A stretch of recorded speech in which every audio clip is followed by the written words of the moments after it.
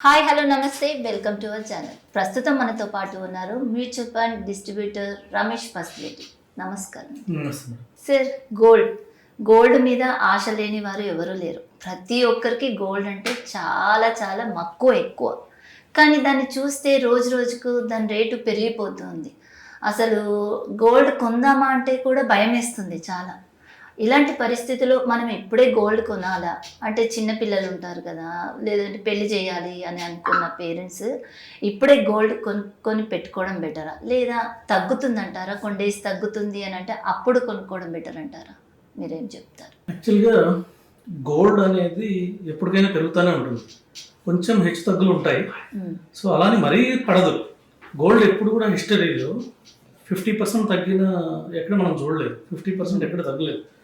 ఇప్పుడు చూస్తున్నాం మనం 1,90,000 వెళ్ళి ఇప్పుడు ఆల్మోస్ట్ 1,45,000 వచ్చేసింది. చాలు కదా, ఇదే మంచి తగ్గిందని మనం అనుకోవాలి. సో మన ఫారెక్స్లో చూసినా కూడా ఆల్మోస్ట్ పర్ ఔన్స్ ఇప్పుడు $4,000 వచ్చింది. ఇది ఒకనొక టైంలో $5,600 దాకా వెళ్ళింది పర్ ఔన్స్.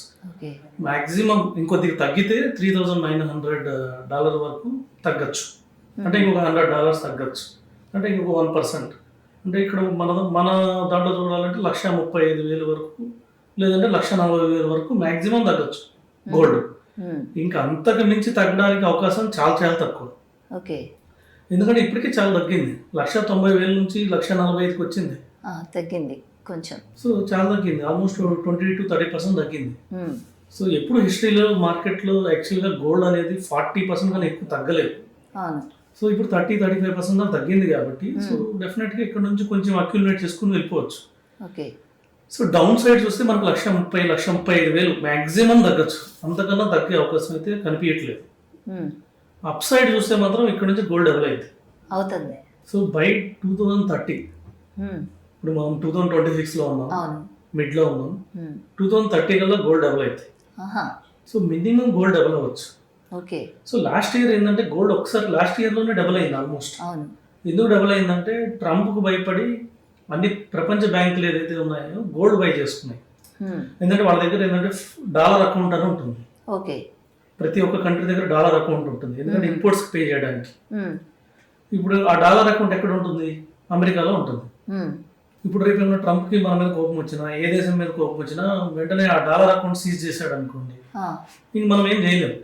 మనం అన్ని దేశాల నుంచి ఇంపోర్ట్ చేసుకున్నాం, చైనా నుంచి ఇంపోర్ట్ చేసుకున్నాం, సో చుట్టుపక్కల అన్ని దేశాల నుంచి ఇంపోర్ట్ చేసుకున్నాం, అమెరికా నుంచి కూడా కొన్ని ఇంపోర్ట్ చేసుకున్నాం. సో ఇలాగా వరల్డ్లో చాలా దేశాల నుంచి లావాదేవీలు జరుగుతుంటాయి, అన్నిటికీ డాలర్ పే చేయాలి మనం. రేపు సడన్ గా సీజ్ చేశాడు అనుకోండి, మన రోజు జరిగేది ఆగిపోతాయి, కురుడు ఆగిపోతుంది. సో మనకు వచ్చే ఇప్పుడు సపోజ్ ఫార్మా తయారు చేయాలంటే 80% దానికి కావాల్సినవి చైనా నుంచి మనం డౌన్లోడ్ చేసుకున్నాం, ఇంపోర్ట్ చేసుకున్నాం, అవే ఆగిపోతాయి. సో ఏదైనా కూడా ఇప్పుడు బ్యాటరీస్ కావాలన్నా కూడా దానికి సంబంధించి అన్ని 80% చైనా నుంచే వస్తున్నాయి. సో మొబైల్స్ కూడా అన్ని 80% చైనా నుంచే వస్తున్నాయి, కొన్ని జపాన్ నుంచి వస్తున్నాయి, శాంసంగ్ లాంటివి, ఇవన్నీ ఆగిపోతాయి. అందుకనేసి అన్ని బ్యాంకులు ఏం చేశాయంటే గోల్డ్ ఉన్నాయి. ఇన్ కేసు వాడు డాలర్ అకౌంట్ ఏమన్నా చేసిన అప్ అండ్ డౌన్స్ ఏమన్నా వాడు సడన్ గా డాలర్ అకౌంట్ సీజ్ చేసినా గోల్డ్ లో పే చేసుకోవచ్చు. ఇప్పుడు చైనా దగ్గరికి వెళ్ళి మనం నా దగ్గర డాలర్ లేవంటే గోల్డ్ ఏమంటది, సో గోల్డ్ తో లావాదేవీ చేసుకోవచ్చు మనం. సో అందుకని చెప్పి డీడాలరైజేషన్ చేయడం కోసం లాస్ట్ ఇయర్ గోల్డ్ కొన్నారు, అందుకని 1 year లో స్పైక్ వచ్చింది. మేబీ రేపు నెక్స్ట్ ఇయర్ కూడా ట్రంప్ మళ్ళీ ఏమైనా గొడవ చేస్తే మళ్ళీ పెరగచ్చు. అవును, ఈ అవకాశం కూడా ఉంది. మళ్ళీ ట్రంప్ ఏమైనా మళ్ళీ మొదలుకు వచ్చి ఇండియా మీద లేకపోతే ఏదైతే చైనా మీద యుద్ధం చేస్తానంటే మళ్ళీ పెరిగింది, రష్యా మీద మళ్ళీ యుద్ధం అన్నాడు అనుకోండి మళ్ళీ పెరిగింది. సో ఇలాగా నెక్స్ట్ ట్రంప్ ఉన్నంత కాలం అయితే గోల్డ్ భయం లేదు, ఫస్ట్ పాయింట్. సెకండ్ పాయింట్, మంచి ఇన్వెస్ట్మెంట్ ఇప్పుడు చాలా తగ్గింది, ఇక్కడ నుంచి కూడా డబుల్ అయింది గోల్డ్, మినిమం డబుల్ అయింది. ఏం జరిగినా వరల్డ్ మొత్తంలో ఏం జరిగినా, ఎన్ని యుద్ధాలు వచ్చినా ఏం జరిగినా కూడా 2030 కల్లా గోల్డ్ డబుల్ అయింది. సో ఎక్కడ కొంటామనేది మనకు తెలియదు. మేబీ 1,35,000లో కొనొచ్చు, లేదంటే ఇక్కడ నుంచి పెరుగుతా వెళ్ళిపోతే 1,60,000లో కొనొచ్చు మనం. సో ఎవరైనా కొనాలనుకుంటే ఇప్పుడు కొంచెం కొనొచ్చు డెఫినెట్ గా, 50% కొనేయచ్చు అని చెప్తాను. Suppose me children marriage 3 to 6 months లో ఉంది, గోల్డ్ కావాలి, ఇప్పుడు ఒక సగం కొనుక్కోవచ్చు. 1 year లో మ్యారేజ్ ఉందన్నా కూడా ఖచ్చితంగా కొనుక్కొని పెట్టుకోవాలి. గుడ్ థింగ్ ఏంటంటే మోడీ మొన్న ఇంపోర్ట్స్ వద్దన్నప్పుడు సో గోల్డ్ ఇంపోర్ట్స్ తగ్గించడం కోసం గోల్డ్ కొనొద్దని చెప్పాడు. గోల్డ్ కొనొద్దని చెప్పినప్పుడు ఏమైందంటే కొంచెం గోల్డ్ తగ్గింది. సో కానీ గోల్డ్ కొనడం మాత్రం ఎవరు ఆపలేదు. అవసరాలకు మాత్రం ఎవరు ఆపరు. మ్యారేజెస్ కోసం ఎవరు ఆపరు, ఇన్వెస్ట్మెంట్ కోసం ఎవరు ఆపరు. సో రేపు మాపు మళ్ళీ పెరగాల్సిందే గోల్డ్. గుడ్ థింగ్ ఏంటంటే ఇప్పుడు దాకా లాకర్స్ లో ఉన్న గోల్డ్ అయితే అది కొంచెం రొటేషన్ లోకి వచ్చింది. కొంచెం న్యూ స్కీమ్ పెట్టాడు కదా, గోల్డ్ స్కీమ్ పెట్టాడు. అందులో ఏంటంటే మన దగ్గర యూజ్ లేని 22 క్యారెట్ ఆభరణాలు ఏదైతే ఉన్నాయో అవి తీసుకుపోయి వాళ్ళకి డిపాజిట్ చేయొచ్చు. డిపాజిట్ చేస్తే వాళ్ళు దానికి కలిగించుకుని కాయిన్ కింద మార్చుకుంటారు, గోల్డ్ డిపాజిట్ స్కీమ్. సో దానివల్ల కొంచెం గోల్డ్ ఇండియాలో డిమాండ్ తగ్గింది, అంతేగాని వరల్డ్ లో డిమాండ్ ఎక్కడ తగ్గలేదు. ఈ గోల్డ్ స్కీమ్ ఓన్లీ ఇండియాలోనే వచ్చింది, వరల్డ్ లో ఎక్కడ రాలేదు. ఇంకా కొన్ని బ్యాంక్స్ బై చేస్తూనే ఉన్నాయి. లాస్ట్ ఇయర్ ఏంటంటే ఎక్కువ బై చేసిందని చెప్పాను కదా, ఈ ఇయర్ ఎక్కువ సెల్ చేసింది కూడా కొన్ని బ్యాంక్స్. లైక్ టర్కీ మాక్సిమం ఈ ఇయర్ సెల్ చేసింది గోల్డ్, ఎందుకంటే వాళ్ళకి డాలర్స్ కావాల్సి వచ్చినాయి. సో దానికోసం గోల్డ్ సేల్ చేసాయి, అందుకని గోల్డ్ తగ్గింది.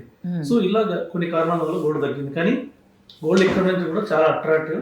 డెఫినెట్గా ఎవరు ఏమనుకున్నా కానీ నెక్స్ట్ 4 years అయితే గోల్డ్ డబుల్ అవుతుంది. దాని రేటు ఎప్పటికీ పెరుగుతూనే ఉంది. కానీ మనం చూస్తున్నట్టయితే మనము చిన్నప్పటి నుండి చూస్తే 5,000, 10,000 నుండి ఒకటేసారి 17 నుండి డైరెక్ట్ 20 to 40 ఇట్లా పెరుగుతూనే వస్తుంది దాని రేటు. నేను అబ్జర్వ్ చేస్తున్నట్టయితే. కానీ ఇప్పుడు మళ్ళీ 140 సంథింగ్ ఏదో అన్నారు కదా, దానికి మించే ఉంటుంది, ఇంకా పెరుగుతూనే ఉంటుంది. దీని వాల్యూ ఎప్పుడు ఇంక్రీజ్ పెరుగుతూనే ఉంటుంది కదా, ఎందుకంటే ఇది ప్రీషియస్ మెటల్. రెండోది ఏంటంటే ఎక్కువ అవైలబిలిటీ లేదు, అన్ని కంట్రీస్లో అవైలబుల్ లేదు. ఇప్పుడు మన ఇండియా ఉంది, ఎప్పుడో 1980s కోలార్ గోల్డ్ ఫీల్డ్ అని KGF మూవీ చూశారు కదా. సో అందులో 1980s KGF ఉండింది. ఆ KGF క్లోజ్ అయింది, ఎందుకంటే వర్కౌట్ కావట్లేదు. వాళ్ళు సపోజ్ 100 రూపీస్ బంగారం తీయడానికి కోసం గోల్డ్ మైన్స్ తోవి ఎంప్లాయీస్ పెట్టుకుని పని చేపిస్తే 50 రూపీస్ గోల్డ్ కూడా దొరకట్లేదు. అంటే ఖర్చు 100 రూపీస్ పెడితే 50 రూపీస్ కూడా దొరకట్లేదు, ఎందుకంటే అవైలబిలిటీ అంత తక్కువ ఉంది. దాన్ని తీయడం కోసం ఇంత ఖర్చు పెట్టాల్సి వస్తుంది. ఇవి కొన్ని కంట్రీస్ లో ఎక్కువ ఉంది, లైక్ USA ఇలాంటి కంట్రీస్ లో ఎక్కువ ఉంది కాబట్టి ఆ కంట్రీస్ రిచ్ అయ్యాయి. అవైలబిలిటీ తక్కువ కాబట్టి దీనికి కొంచెం డిమాండ్ ఉంటుంది. సో రేపు ఫ్యూచర్లో కూడా కరెన్సీ, సో ఫ్యూచర్లో అన్ని కంట్రీస్ కరెన్సీ ఎక్స్చేంజ్ లేని ప్రాబ్లం అయితే ఇప్పుడైతే డాలర్తోనే చేస్తున్నారు. దానివల్ల ఏమవుతుంది, మనం చైనా దగ్గర కొనాలంటే యువాన్స్ పే చేయాలి, కానీ యువాన్స్ మన దగ్గర లేవు. మనం ఏం చేస్తాం, మన రూపీస్ పెట్టి డాలర్ కొంటాం, మళ్ళీ డాలర్ పెట్టి యువాన్ కొంటాం. దీనివల్ల ఏమవుతుంది, 2 సార్లు మనకి ఛార్జెస్ పడతాయి. డాలర్ మనం రూపీస్ నుంచి డాలర్స్ మార్చినప్పుడు ఎక్స్చేంజ్ రేట్ పడుతుంది, మళ్ళీ డాలర్స్ నుంచి యువాన్ మార్చినప్పుడు మనకి ఎక్స్చేంజ్ రేట్ పడుతుంది.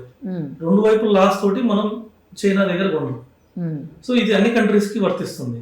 ఇలా 2 సార్లు ఎక్స్చేంజ్ రేట్ పెట్టాల్సి వస్తుంది. సపోజ్ మనం ఇక్కడ నుంచి వదిలేసి జపాన్ పోయి ఎన్లో పే చేయాలనుకుంటే జపాన్లో ఏమైనా కొనాలి, ఇప్పుడు బుల్లెట్ ట్రైన్ వస్తుంది, దానికి సంబంధించిన టెక్నాలజీ అని కొనాలి, చిప్స్ కొనాలి, లేకపోతే సెమీ కండక్టర్స్ ఏమైనా కొనాలి. సో మనం ఏం చేయాలి, ఫస్ట్ డాలర్ కొనాలి, డైరెక్ట్ గా ఎన్ పే చేయలేము. మనం డాలర్ కొనాలి, డాలర్ పెట్టి ఎన్ కొనాలి, 2 సార్లు ఎక్స్చేంజ్ రేట్ మనమే కట్టాలి. దీనివల్ల డాలర్ పెరుగుతుంటుంది. మనం డాలర్ కొన్నప్పుడల్లా డాలర్ డిమాండ్ పెరిగింది, డాలర్ డిమాండ్ పెరిగింది, డాలర్ పెరుగుతుంటుంది. డాలర్ పెరిగిందంటే అర్థమైంది మన రూపీ పడిపోయింది. మనం ఎప్పుడైతే డాలర్ కొంటున్నాం మన రూపీ పెట్టి, మన రూపీ డిప్రిషియేట్ అవుతుంటుంది. సో ఇది జరుగుతూనే ఉంటుంది, కంటిన్యూస్ ప్రాసెస్. వీటన్నిటికీ ఆల్టర్నేటివ్, ఇది అన్ని కంట్రీస్ కి ప్రాబ్లం, మన ఇండియన్ రూపీకి అని కాదు, ఇది అన్ని కంట్రీస్ ఇలాగే చేయాలి. ఇప్పుడు యువాన్ వాడు కూడా మనకు రూపీస్ లో పే చేయాలంటే యువాన్ పెట్టి డాలర్ కొనాలి, డాలర్ పెట్టి రూపీ కొనాలి. సో ఇది ఈ మధ్యలో డాలర్ మీడియేటర్ ఉండడం వల్ల ఏమవుతుందంటే అన్ని కరెన్సీస్ వీక్ అవుతుంది డాలర్ తో పోలిస్తే. అసలు ఈ డాలర్ నే తీసేసి డైరెక్ట్ గోల్డ్ పే చేసుకుంటే అయిపోతుందని యాక్చువల్లీ అన్ని కంట్రీస్ భావిస్తున్నాయి ఫ్యూచర్ లో. ఎందుకంటే ఇప్పుడు ట్రంప్ మనం చూస్తున్నాం, రేపు ట్రంప్ మించినోడు కూడా వచ్చాడు అనుకోండి. సో ఇవన్నీ ప్రాబ్లమ్స్ ఫ్యూచర్ లో, ఎందుకంటే అన్ని అమెరికా మనం డాలర్ దగ్గర ఇరుక్కున్నాం. ఇవన్నీ వీటన్నిటికి ఫ్యూచర్ లో ఎప్పటికైనా ప్రాబ్లమే. అందుకని వీటిని పక్కకు పెట్టడం కోసం గోల్డ్ ద్వారా చేయాలనుకుంటున్నాం. కాబట్టి ఫ్యూచర్ లో గోల్డ్ డిమాండ్ ఎప్పటికీ తగ్గదు, కంపల్సరీ కొనుక్కోవచ్చు. ఇక్కడ నుంచి అయితే డబుల్ అయింది కన్ఫర్మ్ గా. చిన్నపిల్లల మీద ఇన్వెస్ట్మెంట్ చేయాలి ఇప్పటి నుండే అని అంటే ఫ్యూచర్ వాళ్ళకు కావాలంటే ఇప్పుడే ఖచ్చితంగా మీరు చిన్నపిల్లల మీద వాళ్ళు అంటే invest ఇప్పుడు చేయాల్సి- సపోజ్ మనం 2026 మిడ్లో 2030 డబుల్ అవుతుంది ఉమ్, అంటే 4 years డబుల్ అయింది అనుకుందాం సపోజ్. ఉమ్, ఇక్కడ నుంచి మనకి 4 years లో ఏమి డబుల్ అవుతాయి? ఉమ్. ల్యాండ్ డబుల్ అవుతుందా? ల్యాండ్ మనకు తెలియదు కదా. తెలియదు. అవ్వచ్చు, అవకాశం ఉంది కానీ అవ్వచ్చు అవ్వకపోవచ్చు. ఉమ్, మేబీ మ్యూచువల్ ఫండ్ డబుల్ అవుతుందా, మార్కెట్ డబుల్ అవుతుందా మనకు తెలియదు. తెలియదు. అప్ అండ్ డౌన్స్ అవి మన చేతిలో ఉండవు. ఉమ్, ఎఫ్డి ఉంది, ఉమ్, ఎఫ్డి డబుల్ అవుతుందా? ఎఫ్డి డబుల్ కావడానికి ఆల్మోస్ట్ 10 years పట్టింది. ఉమ్, సో 4 years డబుల్ అయ్యే అవకాశం లేదు. ఉమ్. తక్కువ రిస్క్తో ఎక్కువ అవకాశం ఉంది గోల్డ్. అవును. రియల్ ఎస్టేట్ ఎక్కువ రిస్క్, వాల్టాలిటీ కూడా ఎక్కువ. Risky. అవును. షేర్ మార్కెట్ కూడా ఎక్కువ రిస్క్, అవును. వాల్టాలిటీ ఎక్కువ ఉంది. ఉమ్, డబుల్ అవ్వచ్చు, సగం కూడా అవ్వచ్చు. అవును, పడిపోవచ్చు కూడా. ఈవెన్ రియల్ ఎస్టేట్ కూడా డబుల్ అవ్వచ్చు, సగం కూడా అవ్వచ్చు. అవును. గోల్డ్ ఏంటంటే మరి సగం అయ్యే అవకాశాలు ఇప్పుడు దాకా చరిత్ర జరగలేదు. లేదు, మనం చూడనే లేదు. మన బేసిక్గా మన పూర్వకాలం నుండి దేని మీద ఇన్వెస్ట్మెంట్ చేయాలి అని అంటే గోల్డే అంటారు. మన పూర్వీకుల తరం నుండి కూడా మనకు ఫస్ట్ నుండి వచ్చేది గోల్డ్. మీరు ఏది చేసినా లేకపోయినా గోల్డ్ అనేది మస్ట్, ప్రతి ఒక్కరు భావించేది ఇదే. ఎందుకు లాస్ట్ 15 years మీరు షేర్ మార్కెట్ తో కంపేర్ చేసినా కూడా నిఫ్టీ రిటర్న్ కన్నా గోల్డ్ రిటర్న్ ఎక్కువ ఇచ్చింది. ఉమ్, సింపుల్. ఓకే. ఉమ్, మళ్ళీ గోల్డ్ లో ఎక్కువ వాల్టాలిటీ కూడా ఉండదు. ఉమ్, గోల్డ్ అనేది సేఫ్ అసెట్. అవును. షేర్ మార్కెట్ అనేది, నిఫ్టీ అనేది, షేర్ మార్కెట్ అనేది కొద్దిగా volatility asset, high risk high return asset. Gold అనేది లో రిస్క్ లో రిటర్న్ అసెట్. ఉమ్, స్టిల్ ఏంటంటే లాస్ట్ 15 years చూస్తే షేర్ మార్కెట్ రిటర్న్ కన్నా గోల్డ్ రిటర్న్ ఎక్కువ ఇచ్చింది. ఆ, రిస్క్ లేకుండా ఇంత risk రిటర్న్ ఇచ్చింది. లేకుండా. అవును, దీనికన్నా ఇంకేం కావాలి? అంతే. డెఫినెట్ గా కొంచెం కొంచెం ఇన్వెస్ట్ చేస్తాం. ఖచ్చితంగా. ఓకే అండి, thank you so much. Okay. చూస్తున్నారు కదా, గోల్డ్ ఖచ్చితంగా మీ పిల్లల భవిష్యత్తుకి, ఫ్యూచర్కి ఫస్టే కొని ఉంచి పెట్టుకోండి. ఎందుకంటే ఇప్పుడు దాని వాల్యూ కొంచెం తగ్గింది కాబట్టి మీరు ఇప్పుడే దాని మీద, గోల్డ్ మీద ఇన్వెస్ట్మెంట్ చేస్తే ఫ్యూచర్లో ఇంకా బాగుంటుంది. Thank you so much.